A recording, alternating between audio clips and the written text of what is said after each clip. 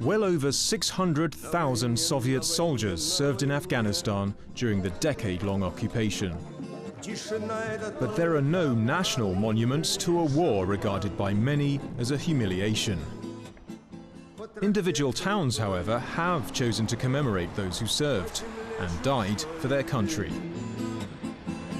This monument in the town of Yekaterinburg in western Siberia is known as the Black Tulip, named after the cargo plane that carried back dead bodies to the USSR from Afghanistan.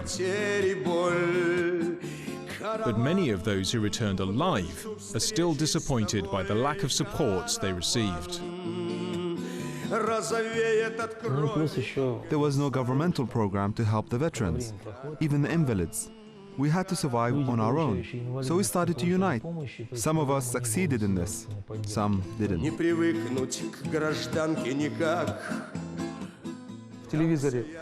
A list of benefits was shown on TV. We read that all veterans get an increase of 2,500 rubles in pensions and more for invalids, 4,500 rubles. But when it comes to receiving the pension, they tell me, you get 300 rubles. Be thankful we even give you that much.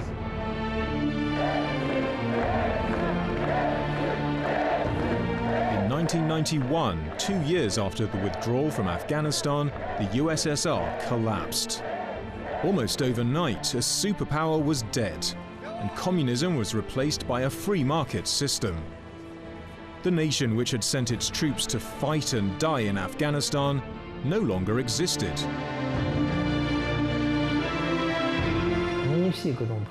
That sudden change was shocking for many. Days earlier, our politicians were communists, and here they were, throwing away their party membership cards. That made us hate them. And officials now said, it wasn't us who sent you, it was the former government. Despite the economic hardships faced on their return, many veterans of the conflict have put their experiences behind them and adapted well into civilian life.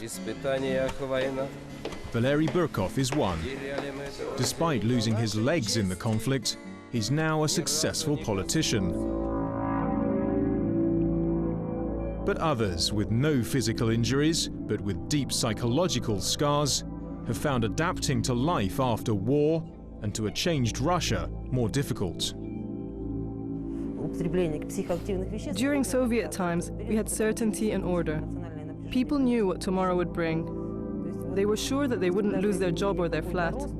And now we have capitalism. Everyone is on his own and in charge of himself, and this leads to emotional stress. People who experience stress during battles react to these changed circumstances very keenly. Valentina Impulskaya works as a doctor in this hospital in the Russian city of Yekaterinburg. Many veterans from the region come here for free, locally funded treatment and support. When I returned from the war, I found out that my girl was already in love with another man. I felt like I'd been left behind. For a long time, I used to talk and scream in my sleep.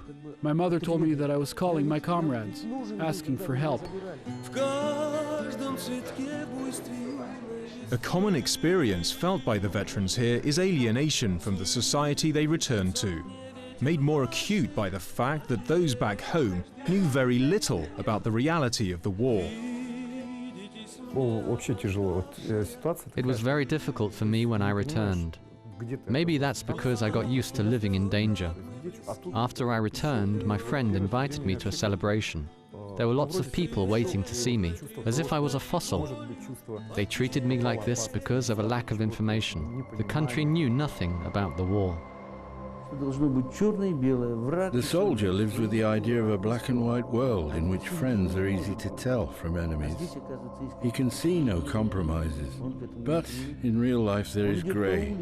For example, an Afghan veteran is walking down the street and two young men of his age are talking about something.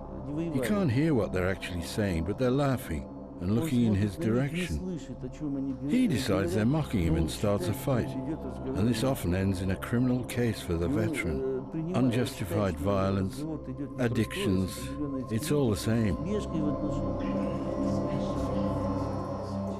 Most patients come here voluntarily, either for the long term or when they feel that the pressures of life are becoming too much.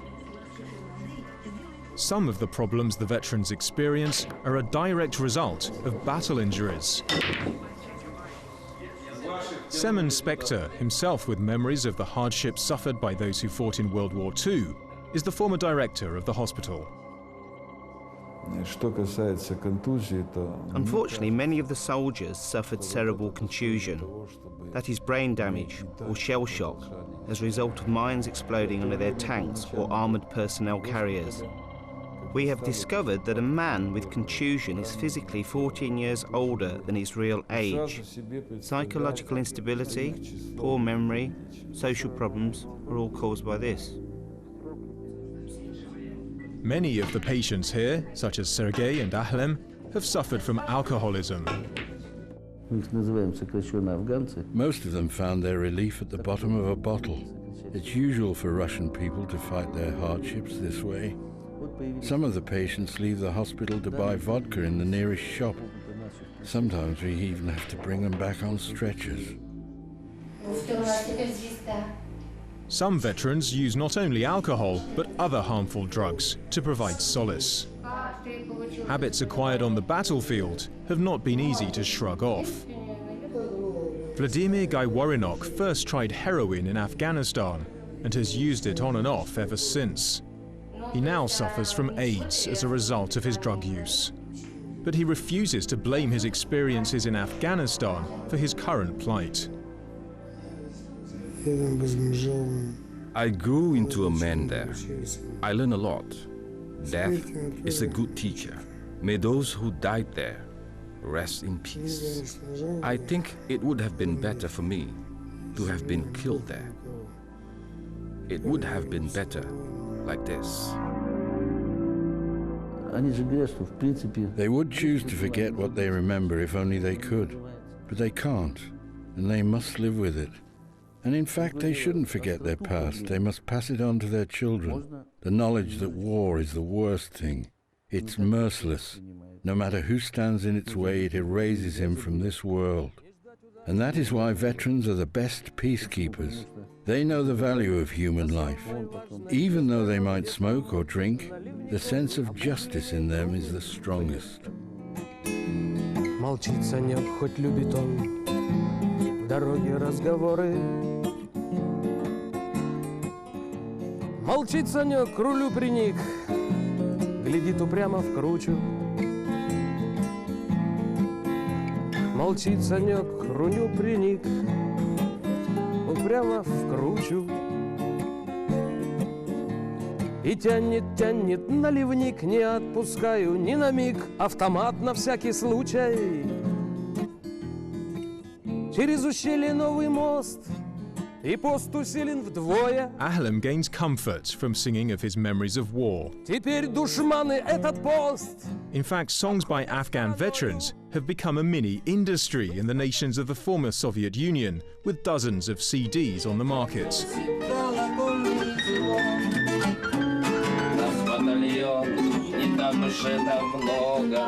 Music is one means by which some veterans seek to come to terms with their past and ensure that their experiences are not forgotten. Others have united to give each other the support which the state has failed to provide. These men are members of the regional Union of Afghan Veterans in Yekaterinburg. They regularly get together to remember the past and toast fallen comrades. Let's leave it to the politicians to decide whether we were doing the right thing or not. Most of us here are not professional servicemen. Back then, most of us were conscripts. We've only one professional warrior here. But that doesn't affect our relations. What unites us is that war. And I propose a toast to those soldiers who never returned home. You've got to be standing still and silent when you drink, and don't clink glasses, please.